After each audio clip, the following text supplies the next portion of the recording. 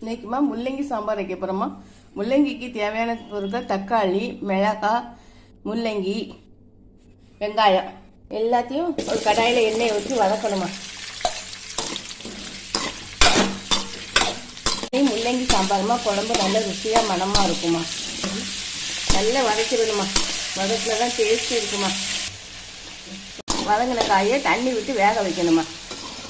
10 நிமிஷம் முள்ளங்கியை நல்லா வேக வச்சுருவோம்மா. இப்போ முள்ளங்கி நல்லா வெந்துட்டுமா. வேந்தயத்து தந்தாலும் அதுக்கு தந்தாலும் நம்ம உரப்புக்கு தந்தாலும் வத்தப்பொடி போட்டிருக்கோம்மா. மஞ்சள் பொடி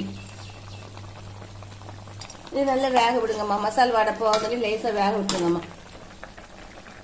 இப்போ நம்ம தேவையான அளவு புளிக்கரைசல் போட்டாச்சுமா. புளிக்கரைசல் போட்டு உப்பு போட்டுக்கிடுவோம்மா.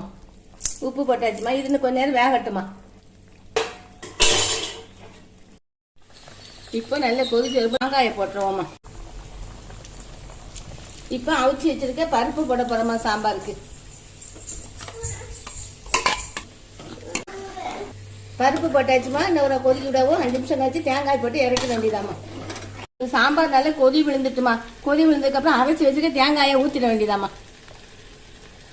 சாம்பார் 10 நிமிஷம் போச்சா சாம்பார் ரெடி ஆயிருமா. அதுக்கடுத்து தாளிதம் தாமா போடும். கருவேப்பிலை போட்டு சாம்பார்ல ஊற்றிட வேண்டியதாமா. ரெடி ஆயிடுச்சு. போட்டாச்சுமா.